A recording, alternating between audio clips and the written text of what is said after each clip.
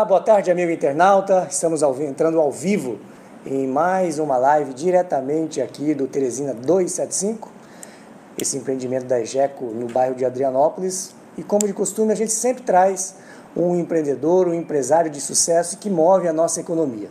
E hoje nós resolvemos trazer o homem da beleza, né? Beto Ponce. Tudo bem, Beto? Tudo bem, Cheio. Tudo bem, pessoal? Eu agradeço a sua presença, ter dedicado um tempinho aí da sua atribulada tarefa, né? Futuro Obrigado. Papai, que vai aí invadir pelas madrugadas, né, Beto? Mais uma tarefa aí pra gente. Mais uma tarefa, mas é uma tarefa muito legal, né? Muito amor. É o primeiro, né? A primeira. É o primeiro. Luiz Eduardo. Luiz Eduardo. Xará, verdade. Gente boa. Então a gente está aqui com o Beto Pontes. Para você que não conhece ele é proprietário da rede Amanda Beauty. A Amanda Beauty tem 3 lojas próprias, já está com franquias, inclusive, com outro nome, um nome mais ou menos parecido, que é o Espaço Amanda. São 4 franquias e uma loja própria. Mas antes da gente falar sobre franquia, Beto, queria que você contasse um pouquinho a história, né, da Amanda Beauty, que pertenceu à sua mãe, e aí você pegou aí o legado dela e resolveu transformar numa história. Me fala um pouquinho aí de como nasceu essa rede. Obrigado, Cheiro, pelo convite. É uma satisfação estar aqui com você, com vocês aí que estão nos assistindo. Falar da história é lembrar das nossas raízes, né? Como muitos empreendedores, a Amanda, quando abriu o salão, abriu por uma necessidade, Cheiro. Necessidade de sustentar a família. E a minha avó, que era a principal sustento da casa, veio a falecer, era uma funcionária dos Correios, faleceu justamente do parto do meu último tio. Ela tinha 40 anos, a minha avó, 40, 42 anos, e obviamente eu não a conheci. E a minha mãe tinha 16 para 17 anos nessa época, e ela era a segunda filha mais velha. E com esse fato na família, se viu a necessidade de sustentar os outros, toda a família. Na verdade eram 7 irmãos, hoje tem 5 vivos. E o salão de beleza foi o que primeiro apareceu como opção para a Amanda, porque a Amanda ela já trabalhava ou se divertia, né? Com 16 anos, 15, 16 anos, é um pouco misto. Mas naquela época era muito comum o começo mais jovem no ofício. E na casa, na Cachoeirinha, tinha um porão, onde toda a família morava, e nesse porão o meu avô, junto com meus outros tios, organizaram ali, e ali começou o salão. Então, minha mãe cortava o cabelo. Isso há quanto tempo? Isso nós estamos falando aí aproximadamente do final da década de 60. Então, as minhas tias trabalhavam com unhas, uma fazia sobrancelha, o meu tio tinha uma cantina dentro do salão, fazia os sanduíches. E durante muitos anos, toda a família trabalhou ali unida, e do salão se teve o sustento, seja da educação, dos irmãos mais novos, seja da própria vida que transcorreu dali. Então, a Amanda, como cabeleireira, como profissional, surgiu nessa época.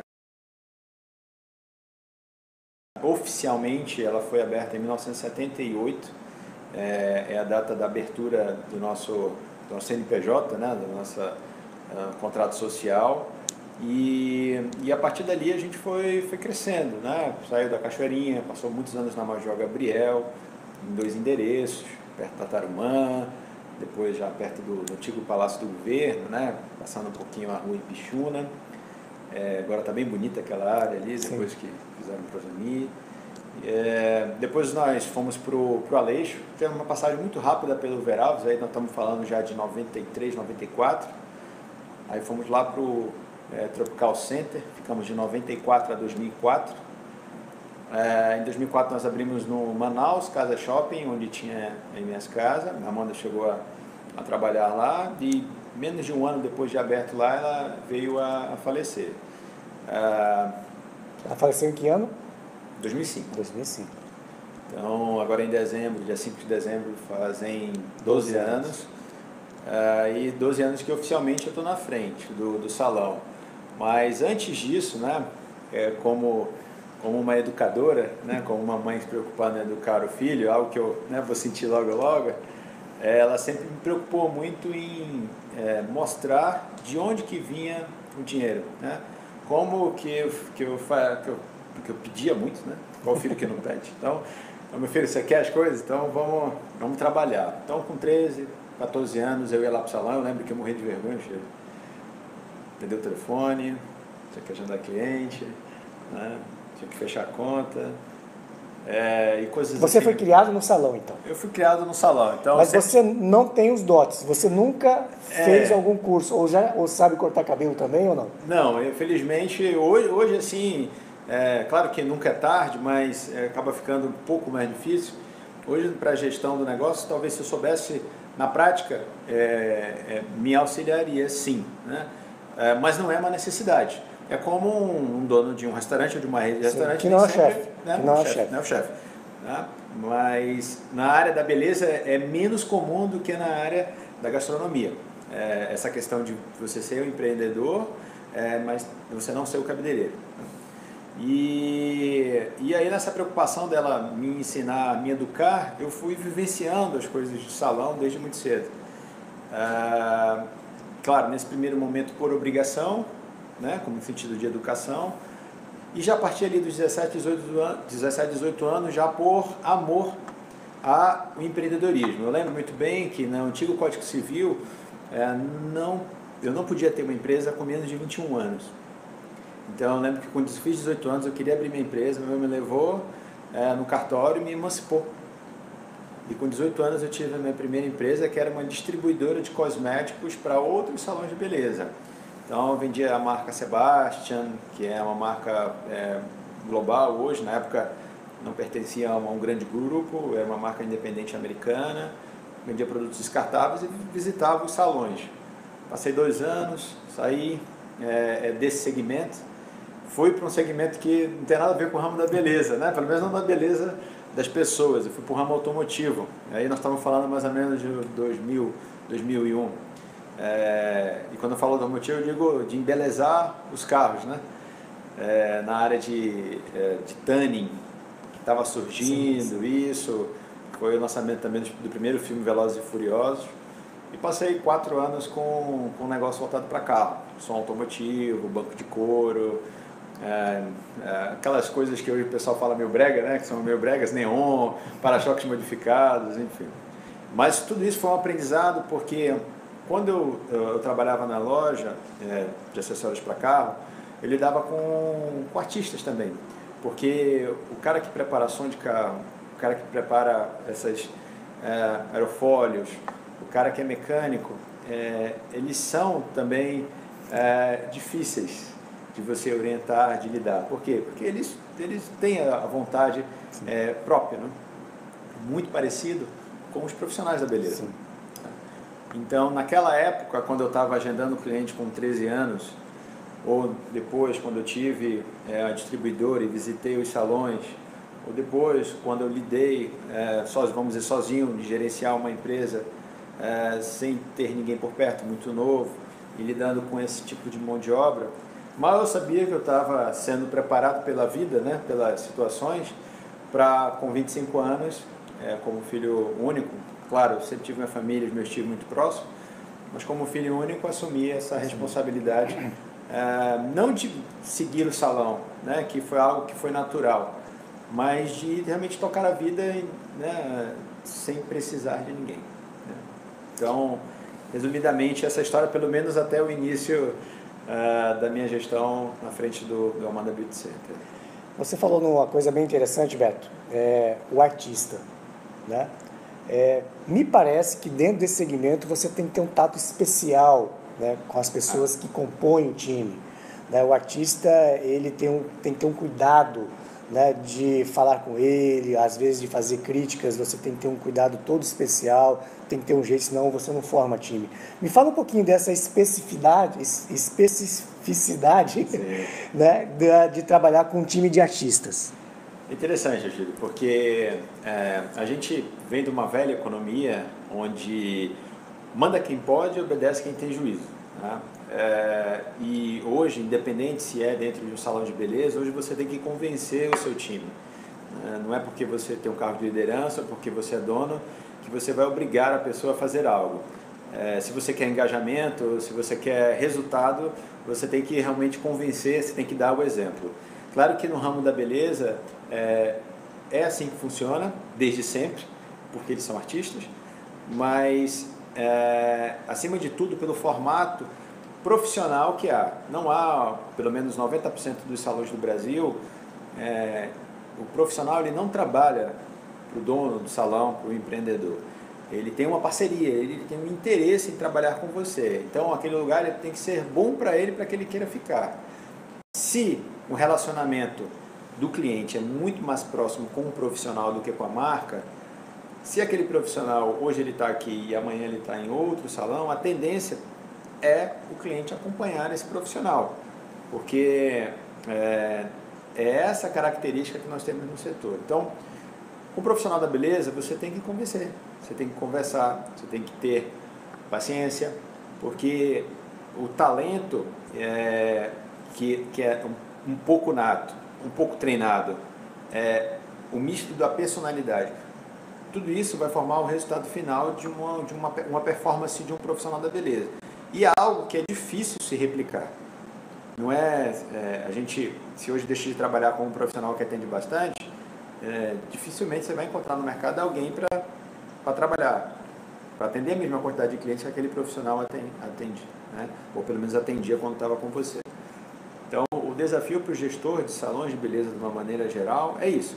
É você ter uma relação de parceria, de confiança, na qual você consiga convencer o profissional de que o caminho que você está indicando é o que vai dar mais resultado primeiro para ele mesmo e depois para o próprio salão, já que a forma do negócio é comissionamento, é normal nessa área. Então, quanto mais o profissional ganha, mais a empresa ganha. Quanto mais a empresa ganha, mais o profissional ganha. Também muito alinhado com a realidade hoje, né? Eu acho que quanto menos salário fixo você dá e mais percentual sobre o desempenho das pessoas que trabalham com você, provavelmente a motivação deles vai ser bem maior.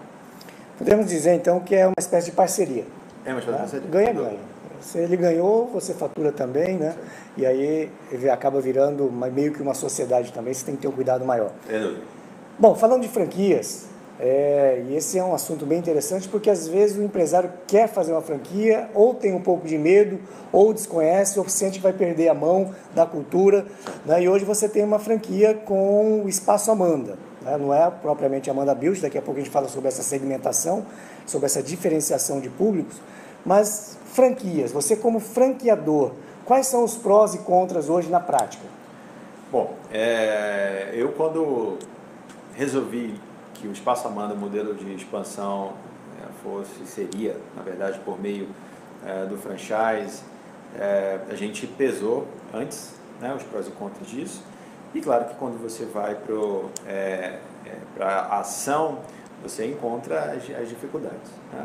Então, os prós, sem dúvida, é a velocidade, que é muito mais rápido do que um outro tipo de expansão. O investimento. Velocidade não crescimento. Velocidade de crescimento. De abertura de novas frentes. Né? As novas frentes é muito maior do que sozinho. O investimento, inicialmente, é grande, mas depois ele é pouco, porque é feito maior parte pelo franqueado, que é a estrutura. Então, inicialmente, a gente tem que preparar todos os trâmites para poder franquear um negócio, mas depois o investimento ele é menor. A gente consegue também atrair novos profissionais, segmentando ele, no nosso caso, por bairros. Então, o nosso objetivo é que cada bairro dentro do nosso público-alvo tenha um Espaço Amanda. Nós vemos o salão de beleza como um negócio também de região, de localização, pela facilidade de acesso, é um fator importante para o cliente ir a um salão. E, por outro lado, a dificuldade é gerir as diferentes opiniões, apesar do franqueado ele ditar, né, as normas, a gente tem sempre que dialogar e entender também as dificuldades que cada uma das franquias vão ter, que cada um dos franqueados, conforme vão lidando no dia a dia, encontram. E isso vamos dizer assim, é o maior desafio. Novamente entra o tato do relacionamento. Exato. Porque o franqueado também ali é uma pessoa que está motivada a ter uma marca sua. Então, se aquele franqueado ele não está tendo resultado, ele não está tendo um bom relacionamento com o franqueador, a tendência é que também ele se desmotive, né? São as duas coisas que andam lado a lado, é o resultado financeiro e o resultado do relacionamento. As duas coisas para poder a felicidade no negócio que você escolheu fazer ser alta. Então, novamente, entra essa questão do relacionamento. Então, você tem que ter essa habilidade, sem dúvida, para poder abrir isso. Outra questão é a questão dos processos. Uma das coisas que a gente tem ajustado cada vez mais são os processos. Os processos eles têm que ser realmente muito, muito rigorosos.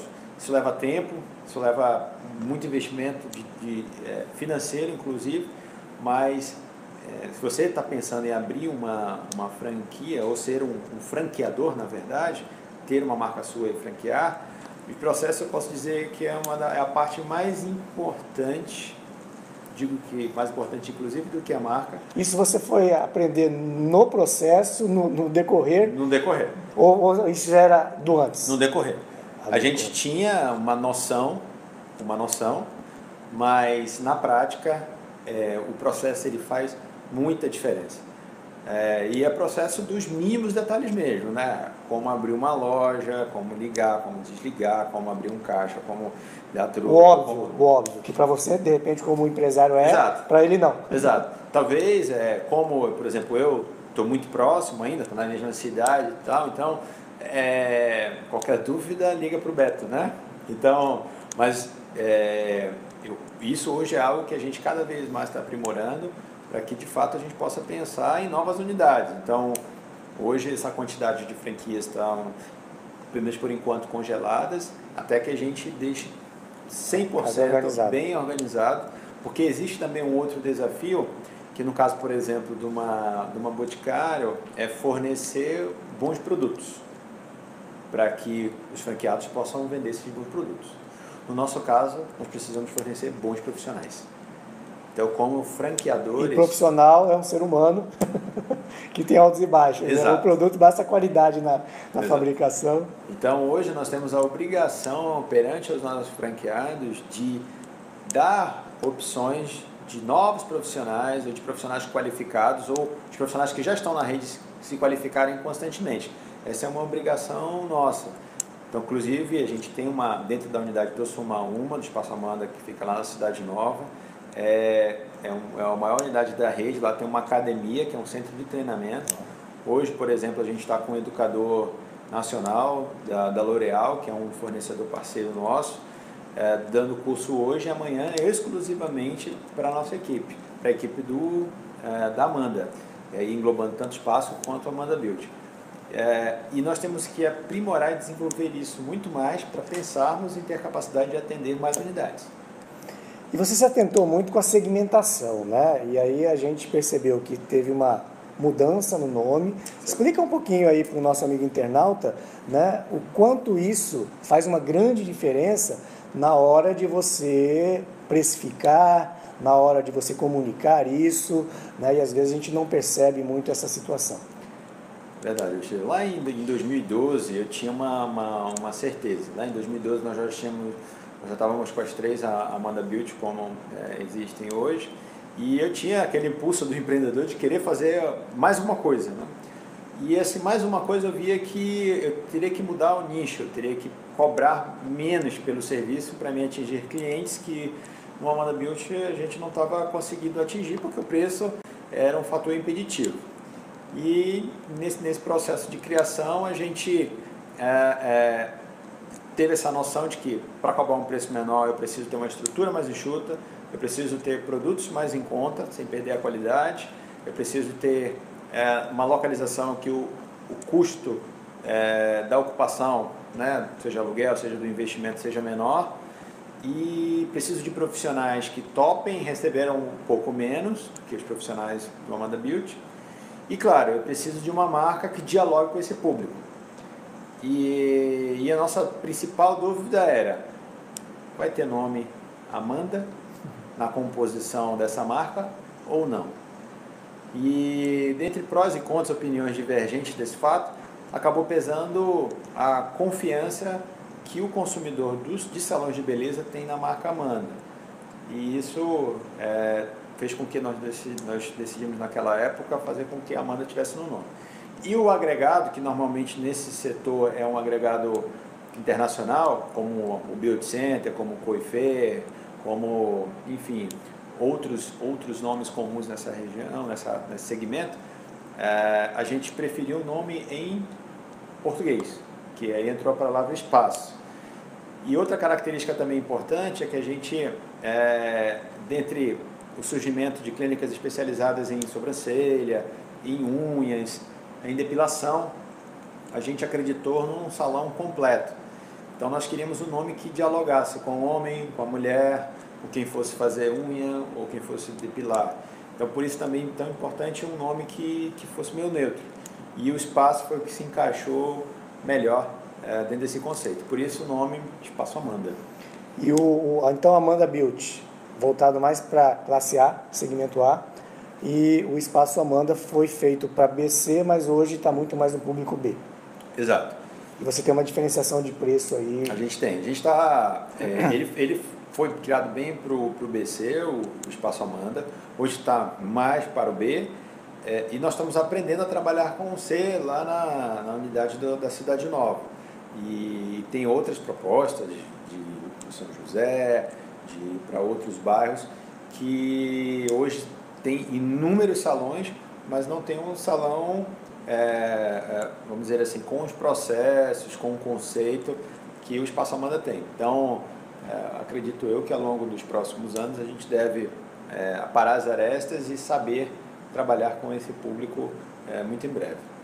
Eu tenho percebido também, Beto, que você trabalha muito marketing digital, né? Eu tenho feito algumas palestras, principalmente para o público, que é o público do empresário, né? E eu detectei, se não peguei nenhuma literatura, eu detectei o seguinte: quem tem de 18 a 24 anos, que é o jovem, normalmente ele cria esse ambiente, é ele que cria o ambiente digital.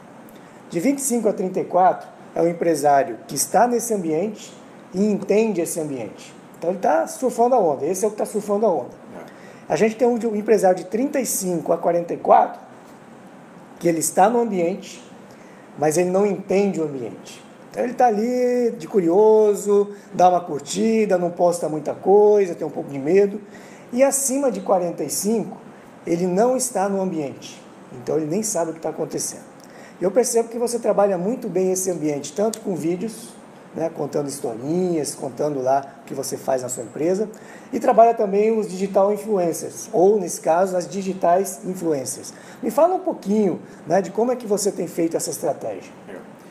A gente percebeu, não tão cedo, mas também não tão tarde, a importância do marketing digital. Então, a gente vem investindo, e quando a gente fala em investimento numa empresa, aparentemente, salão de beleza a gente trabalha com muita gente, né? Então, numa unidade, às vezes, tem 40, 50, 60 pessoas, numa unidade de 200, 300 metros quadrados, né? Então, quem entra acha que é uma empresa aparentemente grande pela quantidade de pessoas, mas os recursos eles são limitados. E quando a gente fala de investimento, dentro dessa realidade, a gente fala sempre de 2 pessoas trabalhando em mídia social e mais uma agência que faz o off e faz também o online. Então, a demanda realmente é grande e a gente não dá conta ainda como nós gostaríamos de dar, para você ter ideia. Então, hoje, a maior quantidade de clientes sem preferência não vem porque a gente está no shopping. A maior quantidade de clientes sem preferência vem de uma postagem, de um vídeo, que as pessoas se interessam e perguntam como fazem para consumir aquele serviço, se podem fazer uma análise no cabelo, ou na sobrancelha, ou naquilo que a gente está postando. Então, a maior fonte hoje de atração de clientes sem preferência para o nosso negócio, quando a gente diz sem preferência, é porque normalmente alguém já corta o cabelo com algum profissional. Sim, sim. Né? Então, segue aquele profissional. Segue aquele profissional. Então, é normal que no ramo da beleza todo mundo seja atendido por alguém. E quando a gente fala sem preferência, é porque é um cliente que não é nosso, não tem preferência por nenhum profissional dentro do nosso salão. E aí ele vem e conhece os serviços. Então, dentro desse papel, a gente precisa ter uma estrutura dentro da empresa. Como você falou muito bem, o gestor ele precisa entender eu não sou o especialista, mas como administrador, eu preciso entender um pouco da contabilidade, ter um contador lá, eu preciso entender um pouco do direito trabalhista, tem um advogado lá, especialista. Eu preciso entender também do marketing digital, mas também eu tenho um especialista lá, mas eu preciso dialogar com todas essas pessoas. E como gestor eu preciso, como você falou muito bem, saber o que está acontecendo. E dentro desse processo existem impulsionadores, né? Da tua publicidade, da tua página, da ideia que você está vendendo no mundo digital. E as digitais influencers, ou até mesmo os digitais influencers, homens, que a gente também tem as barbearias hoje, ajudam a gente bastante. Porque é um grupo de pessoas que seguem, que admiram o trabalho, ou a pessoa tem empatia com ela, e quando aquela pessoa ela posta, fala algo, aquilo chama atenção e a pessoa vai pesquisar. Que salão é esse? Que serviço é esse que você fez? E aí, no mundo digital é tudo, né, link. Eu clico aqui, caio ali, daqui eu vou para lá, daqui eu vou para lá. E acaba que as pessoas, por causa desse digital, entram na nossa página, da nossa página conhecem os nossos profissionais, dos nossos profissionais conhecem serviços que eles são especialistas e acabam circulando muito mais profissionais. Claro que, como a gente estava comentando ainda em off, não é a quantidade de seguidores que faz a diferença do digital influencers.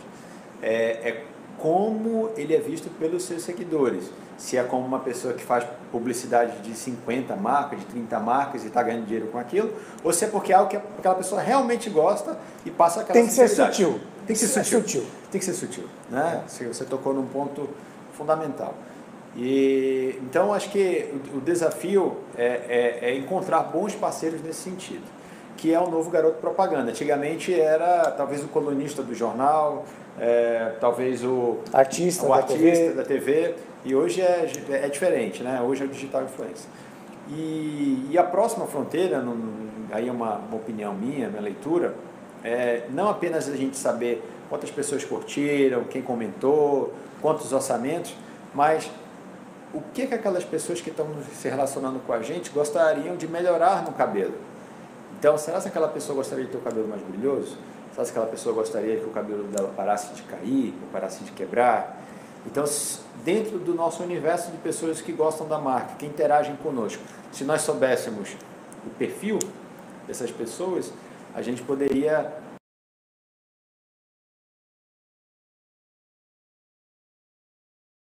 orçamentos, as vendas seriam ainda maiores. Eu vou aproveitar esse momento que você está falando de digital influencer, né? Eu vou fazer uma propagandinha aqui. Dia 6, e você vai saber em primeira mão. 6 de dezembro, né, eu e o Victor Israel do Ed Comer, que é um digital influencer do segmento de gastronomia, nós estamos fazendo uma palestra sobre esse novo momento, né, de fazer negócios. Então, às vezes, você, empresário, tem um digital influencer lá na tua empresa e você não sabe, e nem ela sabe que é. Então, eu vou entrar com uns 45 minutos, primeiramente falando do que é esse novo momento da nova economia, de como você fazer negócios nas redes sociais. E aí depois vem o Victor Israel, que tem um blog e também é um digital influencer, principalmente no Instagram, tem quase 80 mil seguidores. E aí ele vai falar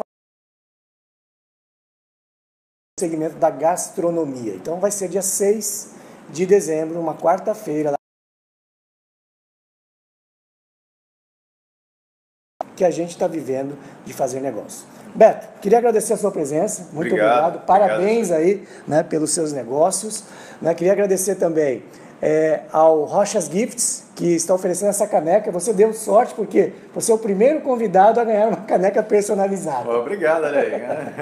Então, se você quer ver mais o que a Rochas Gifts pode fazer para você, principalmente nessa época de brindes, né, ele faz essa caneca aí da noite para o dia. Então, isso é muito legal.